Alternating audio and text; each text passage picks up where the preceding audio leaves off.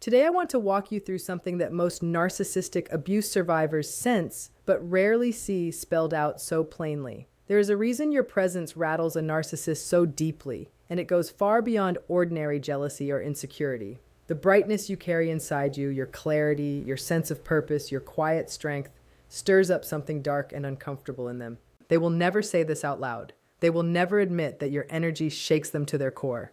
But make no mistake, they feel it every single time they are near you.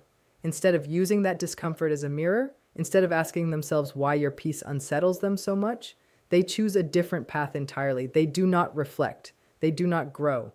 They do not ask hard questions about themselves. What they do instead is try to snuff out your light quietly at first, then more aggressively as their attempts keep failing. And they always fail because light like yours cannot be extinguished by someone who refuses to face their own darkness. When their efforts collapse again and again, they resort to behavior that is beneath them, petty, manipulative, and spiritually repulsive. Somewhere deep inside, their spirit cannot tolerate the idea of you stepping fully into who you were always meant to become. So that unsettled, threatened part of them uses the narcissist as a vehicle, a puppet almost, to try to keep you small and contained.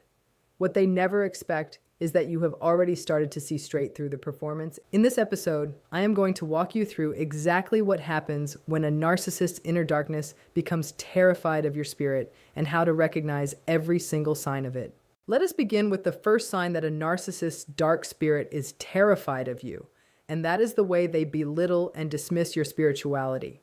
When someone mocks your spiritual path, what they are actually doing, whether they realize it consciously or not, is attacking the very thing that has the power to set you free. On some level, they understand that your spiritual growth makes you far less susceptible to their control. The instant you align yourself with something greater than the chaos they create, their grip on you starts to loosen. Their mockery is not rooted in humor. It comes from fear. They cannot comprehend genuine peace. They do not understand what it means to devote yourself to something sacred, and they certainly cannot grasp what it feels like to walk closely with God. Yet somehow, they instinctively recognize that all of this represents a serious threat to their control over you. So their instinct is to poison it, to twist it into something shameful, to make your connection to the divine feel embarrassing or even dangerous in your own eyes. Because once you start believing that lie, you will begin to shrink your own light just to feel safe again. I know this pattern intimately because I lived through it myself. The moment I began embracing my spirituality, my father, who was the primary narcissist in my life, responded with a level of rage I had never witnessed from him before.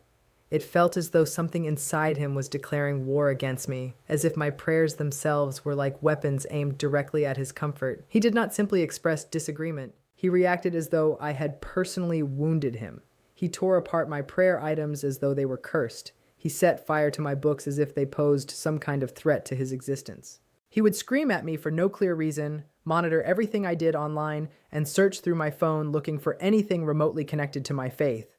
Whenever he found something, his reaction was explosive. He would humiliate me in front of other people, mock my beliefs openly, and laugh at me as though I were foolish or delusional. Humiliating me publicly became almost a mission for him, especially when there was an audience watching. My faith became something he treated like a joke meant to entertain others at my expense. Eventually, I had no choice but to hide that part of myself completely. I learned to shrink, to stay quiet, to pretend that I was not growing or changing at all. Because every single time I showed even a small glimpse of my inner transformation, he responded as though I had committed some terrible offense. This is precisely what that dark spirit wants. It does not want you connected to anything higher. It does not want you empowered. Above all else, it does not want you free because freedom means you would walk away, and somewhere deep down, they already know this to be true. The second sign to watch for is when they attempt to pull your focus away using lust, guilt, or sudden chaos.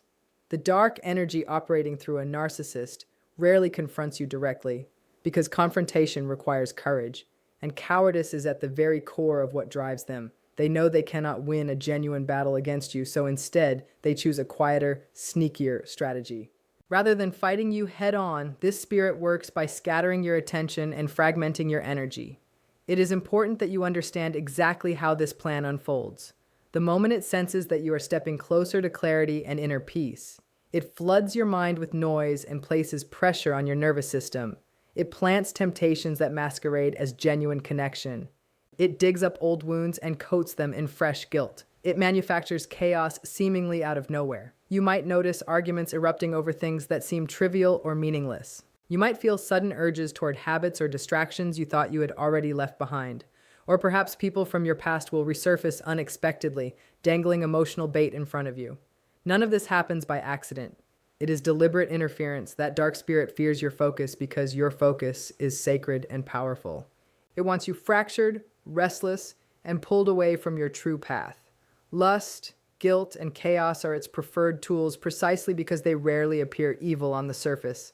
They often feel comfortable, even oddly familiar or tempting. But do not be fooled. These are carefully placed obstacles designed to knock you out of alignment. The underlying goal never changes. It wants to prevent you from becoming someone who is spiritually unshakable. The third sign is their tendency to avoid direct eye contact with you on a deeper, almost spiritual level. Your gaze reaches somewhere they cannot bear to be seen. There is a reason certain people become visibly uncomfortable when you hold their eye contact for too long. It is not always because they are shy, nervous, or simply distracted.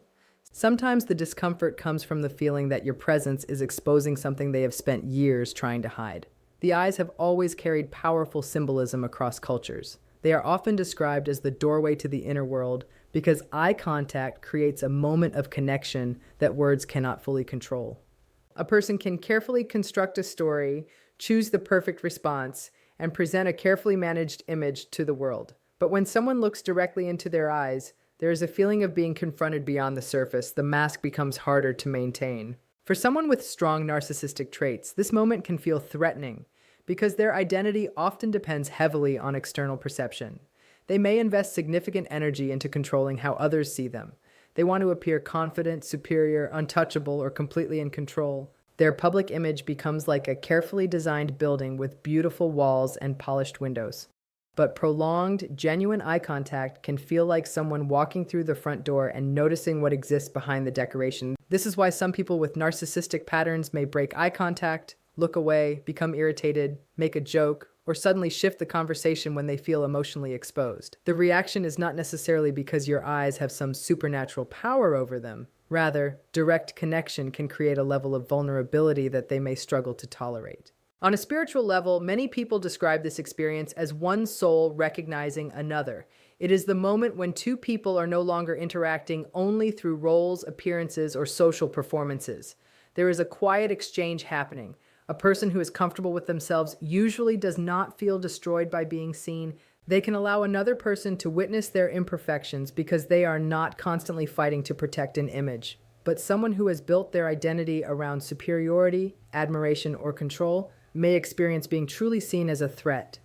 The fear is not always about you. It is about what your presence awakens inside them. Your gaze may represent honesty. Your calmness may represent emotional strength. Your refusal to be intimidated may represent a mirror they cannot easily escape.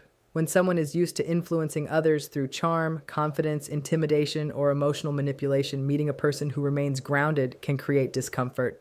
There is something powerful about a person who does not chase approval.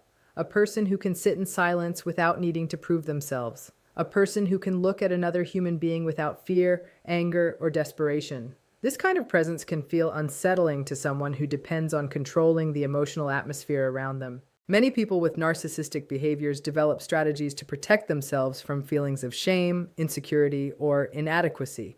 They may avoid situations where they feel ordinary, vulnerable, or imperfect. Direct eye contact can symbolically represent all of those things at once. It removes distractions. It creates a moment where the person cannot rely only on performance. Think about how different people react when they are genuinely understood. A secure person may feel relief. They may think, "Finally, someone sees me."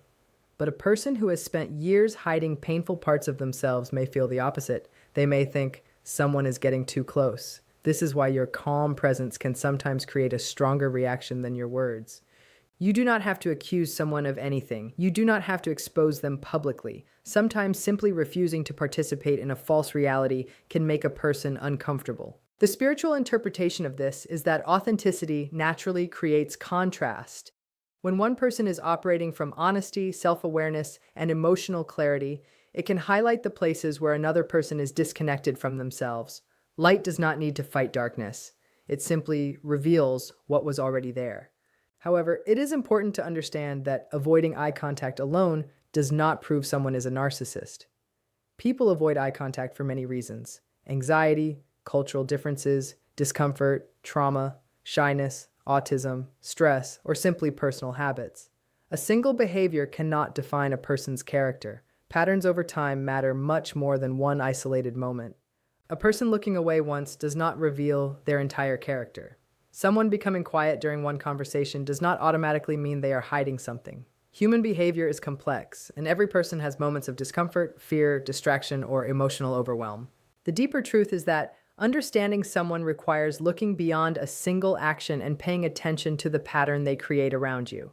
The question is not, did they avoid my eyes once? The question is, how do I consistently feel when I am around this person? Because your own emotional experience often carries information that your logical mind may ignore. Before you can explain why something feels wrong, your body may already sense tension, confusion, or emotional exhaustion. Do you constantly feel drained after spending time with them? Do you notice that your confidence becomes smaller whenever you are around them? Do you find yourself carefully choosing every word because you are afraid of their reaction? Do you feel like you have to become less expressive, less successful, less emotional, or less yourself just to maintain peace? These questions reveal something deeper than a single conversation or a single behavior. They reveal the emotional environment that exists between two people. Healthy relationships do not require you to disappear. They do not require you to silence your feelings, abandon your needs, or constantly calculate how to avoid upsetting someone. In a healthy connection, you can exist fully, you can have opinions, you can make mistakes, you can express emotions without feeling like you're walking through a field of invisible traps. But unhealthy dynamics often create a strange emotional confusion. You may find yourself spending more energy understanding the other person than understanding yourself. You analyze their moods, their words, their silence, and their reactions, while slowly losing touch with your own inner voice. This is where intuition becomes important.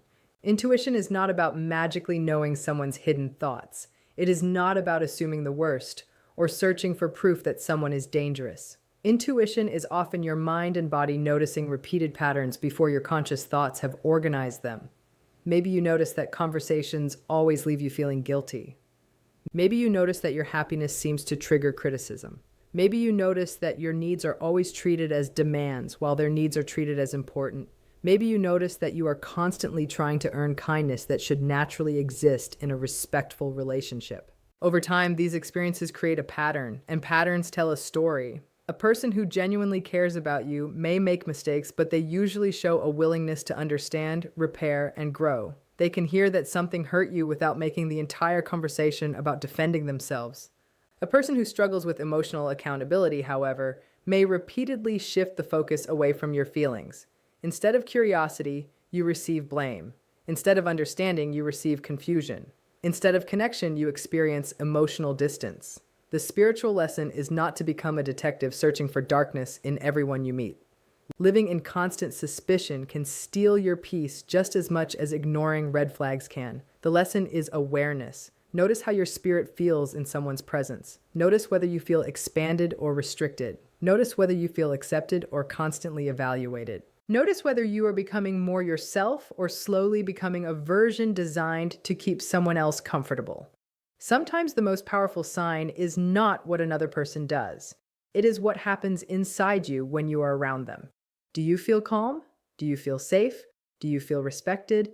Or do you feel like you are constantly trying to prove that you deserve basic care?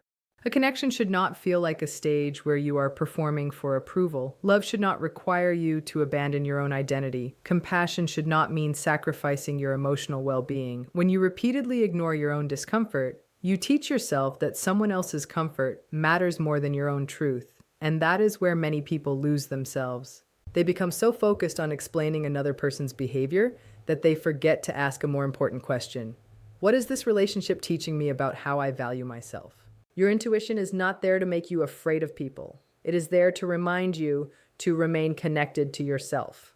The goal is not to see enemies everywhere. The goal is to see clearly. Because when you are deeply connected to your own worth, you no longer need to chase explanations for every confusing behavior. You begin observing calmly. You recognize patterns. You trust your experience. And sometimes the greatest act of self-respect is not exposing someone else's mask. It is simply refusing to wear one yourself. Healthy connections allow you to be seen without fear. They do not require you to perform, beg, or constantly prove your worth. When two emotionally healthy people make eye contact, there is usually a sense of safety. Neither person is trying to dominate the moment. Neither person is trying to win. But when someone is deeply attached to maintaining a false image, genuine connection can feel like a threat because connection requires honesty. It requires dropping the armor. It requires allowing another person to witness the human being beneath the performance. Perhaps the reason some people cannot hold your gaze is not because your eyes are judging them. It is because your presence invites them to face something within themselves they have been avoiding. And that is the power of authenticity. A person who is comfortable with their own truth does not fear being seen. They welcome it. They understand that imperfections do not make them weak. They understand that vulnerability does not destroy them. But a person who has built their entire identity around appearing flawless may experience true connection as a dangerous mirror. Your eyes are not exposing them. They are simply creating a moment where hiding becomes more difficult. Sometimes, the most revealing thing about a person is not what they say when everyone is watching. It is how they react when someone quietly sees through the performance. When your inner spirit is clear, grounded, and connected, your eyes carry an energy they simply cannot hide from. Your gaze confronts the shadow they work so hard to conceal. It exposes everything they have spent years burying beneath layers of fake charm, false wisdom, and manufactured power. They may try to act completely unbothered, but you will notice the cracks if you pay close attention. You will see it in their rapid blinking, the quick glance away, the sarcastic little smirk, or sometimes an unnervingly intense stare meant to reclaim a sense of dominance. None of these tactics actually work, because your presence was never about controlling them in the first place.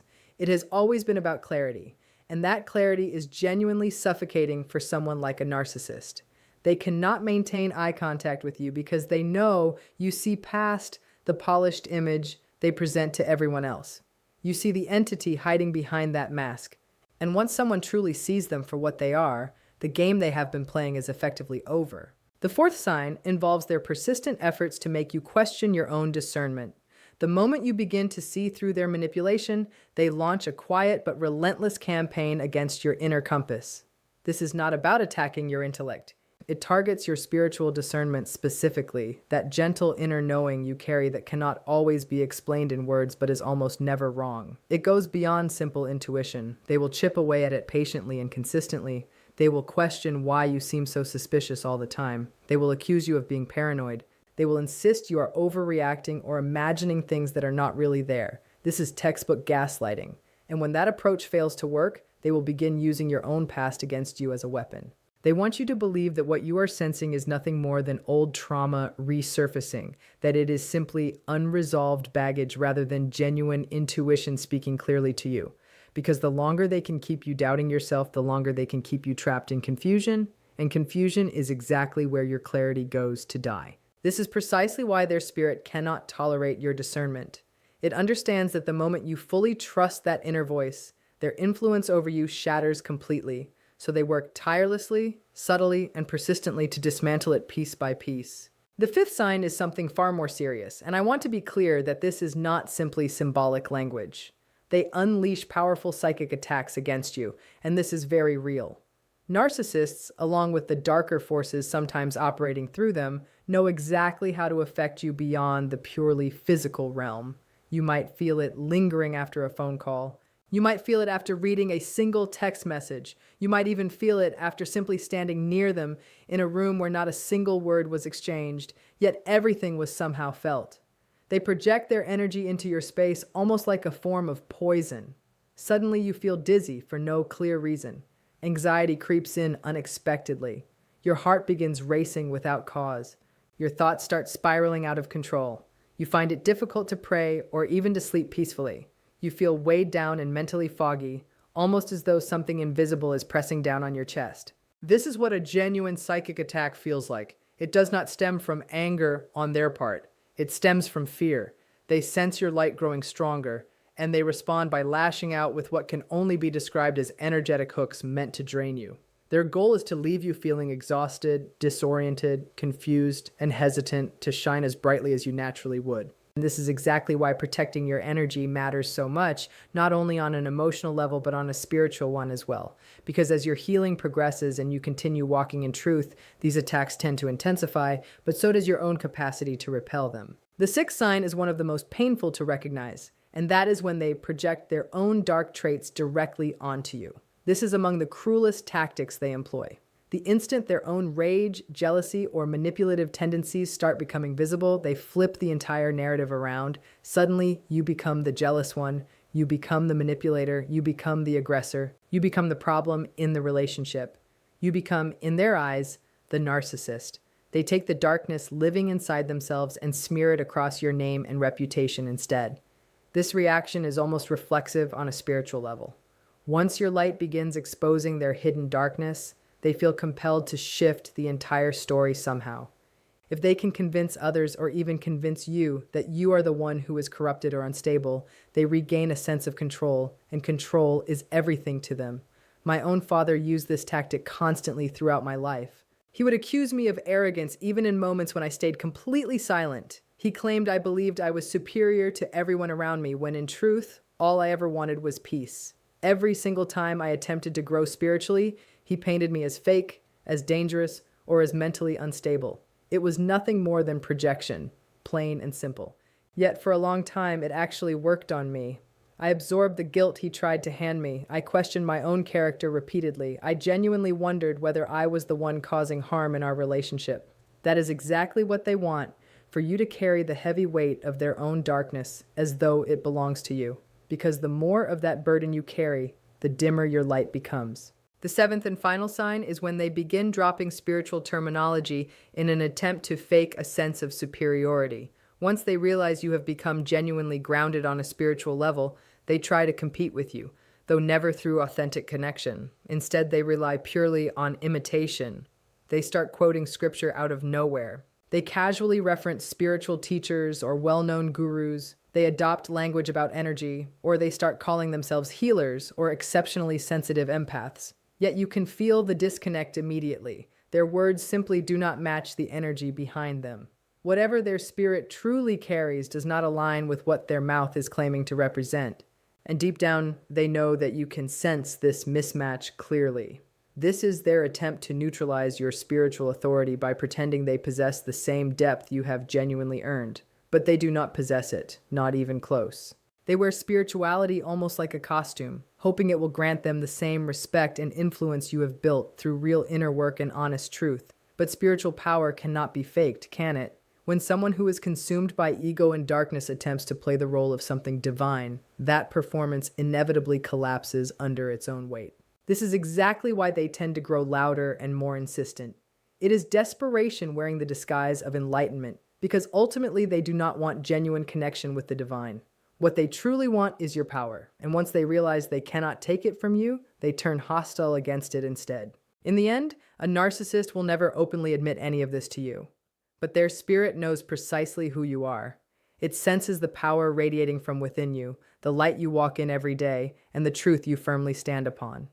This is exactly why the attacks intensify the moment you begin genuinely healing. This is why they mock your spirituality, twist your words, and try to turn other people against you. None of it is truly about you as a person, so please do not take it personally. It is entirely about what your presence stirs up inside them. You serve as a constant reminder of everything their spirit can never become. And rather than humbling themselves and doing the necessary inner work, they attempt instead to destroy what they cannot control or replicate. What they fail to realize is that every single attack only confirms just how terrified they truly are of the light you were born to carry into this world. So my dear survivor, I encourage you to embrace that light fully.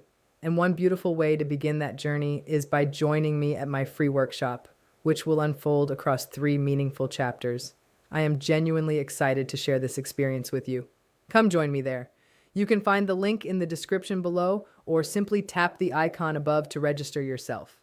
I truly look forward to seeing you there, and I will meet you again in the next episode. Until then, always remember to let the healing begin.